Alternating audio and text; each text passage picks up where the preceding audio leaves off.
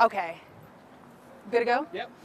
You and Halle Berry are working on this iconic BET series. Y'all could have chose anywhere in the world to film, but why'd you choose Atlanta?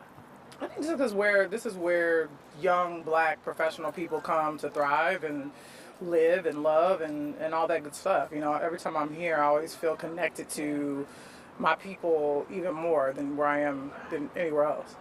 This is about to be a really dynamic series. I got a chance to speak with almost every single one of the cast members. I love them. They are so lit, so young. Yeah. What's been the most dynamic thing about working on the series? I think, I did a lot of writing on it, which I wasn't expected, but I was working with a lot of young writers, so, I definitely stepped in to make sure everything was as it should be.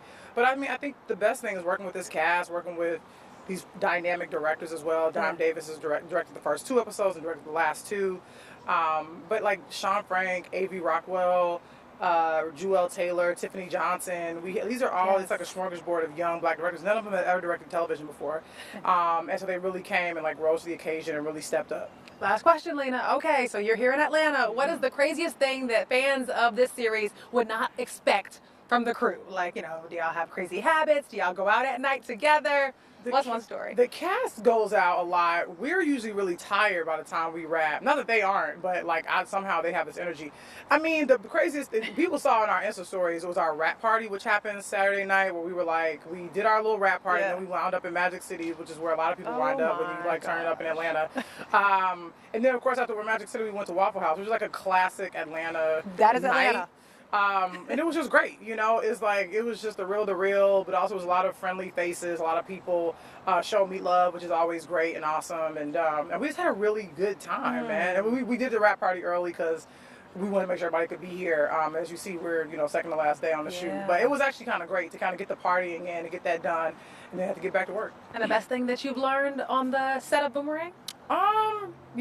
Just to make sure everybody stays humble and grateful and on it, because I think there's a thing that sometimes you quickly forget how big the blessing is, when you have a job. I think for us it's about reminding everybody that this could all go away. Like, this is a labor of love, and, everybody got to be on their best behavior. So that's the biggest thing we're learning is like, we're going to be on our best behavior now and until the end. Thank you so much, Lena. Thank and you. at Jeezy's house, too. Of course. This is lit. Okay. Okay, Ben.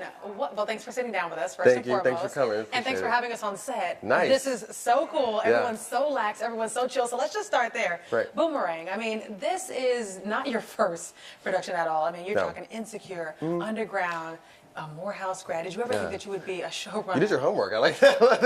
I'm a journalist. That's what I do. Did you ever think that you would be on the set of Boomerang, let alone being a showrunner for the show? I set my sights on it. I certainly didn't think it would happen this early in my career. But it's very much a full circle moment for me because I went to Morehouse undergrad, and so now I'm back in Atlanta filming a TV show. And so, it's been great. We filmed at Morehouse for 2 days. We filmed all over Atlanta for the last couple of days. And so, a lot of the work that I've been doing on Insecure, Underground, Hand of God, other shows that I've worked on, that's kind of led me to this moment of being able to be a young black showrunner that can create a show with black people in front of the camera and behind the camera. So it's been really important. And really fun. Boomerang, I mean, that was the cutting edge movie in the 1990s, okay? I mean, you're talking black excellence because, black people, they weren't strung out on anything. We're talking about the first time we saw black people on screen, black and educated with good jobs. And now to have this as a series, whose idea was this and what made you say, I got to be on board? Yeah, I mean, so BET and Paramount got together and decided they wanted to do this show as a series, and so my best friend Lena and I, we've been friends for a very long time, and we heard that they were going to do this, and we thought like, hey, why don't we raise our hands to try to do this? Because like you just said, I mean, when I saw Boomerang as a kid, it made me feel sexy and cosmopolitan and educated, and it was a fantasy world that was all black, but I'm born and raised in Memphis, and so a lot of my existence was all black, and so. That film did something very special when it came out, and so when we had the opportunity to do that as a series, we're more TV junkies than anything else. We really wanted to recreate that same vibe that the movie created, but also keep it young and fresh. Like all of our actors are under the age of 30, and they're killing it. They're amazing, and so we wanted to do what the movie did in 1992 for 2019. Let's talk about that dynamic. I mean, you have a social media star, Lala. I mean, you also have people who have been in this game. This isn't their first rodeo, not their first show. Yeah. So talk to me about that mixture of the dynamic. What is it like with the cast all getting together? Yeah, I mean that's a very good point you bring up. Our Taquan Richmond, I'm a fan of him from Everybody Hates Chris, obviously, and he did a wonderful Sundance film called Blue Caprice, which when I saw that film, I'm like, oh okay, like you are trying to break out of just being a kid star and be like a very formidable actor. So he was actually one of the first people that we cast, because you also need someone that can. You know, stable the cast, someone who has experience, because we are bringing in people who may not have as much experience. Right. But every single cast member that we have just like risen to the occasion. I mean, you know, I'm going to venture to say we have some stars in the making here that you're going to see a lot of them. What makes this so different? Because obviously it's not a reboot. I don't want to call it a reboot. I don't want to call it a sequel. This is literally like the children of, you know, Marcus. So what's going to be so different besides, of course, comedy? I mean, it's going to be a lot of things. What makes this a lot different? I mean, this is, you know, young people of color getting together to make a TV show about the millennial experience right now. And you know, one of the key words we've been using as we create the visual style and the look and the tone for the show is like romantic realism. You know, like the show is definitely romantic, like Boomerang the movie was, but it's also real and grounded. We're having real conversations. We're talking about, you know, what is it like to live in the world. We're talking about the culture.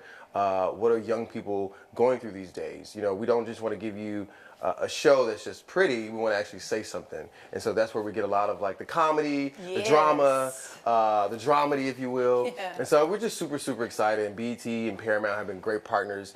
They've really given us a canvas just to paint our own world, and we really appreciate that. Let's get into the details of where you're shooting. Okay. Obviously, I love it when you know, a production happens in my hometown of Atlanta. Oh, nice. Okay, so you could have shot this anywhere. I mean, New Orleans is booming. You got Charlotte on the map. Of course, there's Hollywood and New York. But why did you choose? Well, you know, I mean, like Atlanta is the new Black Renaissance. Like a lot of like, you know, interesting, cutting edge, you know, similar to the way the Harlem Renaissance was in the 20s. I think we're having that in Atlanta in like 2018, 2019. And so Atlanta's like the perfect backdrop for us. I mean, we shot at places like Cascade, Roller Ring. We shot at over Silver Skillet.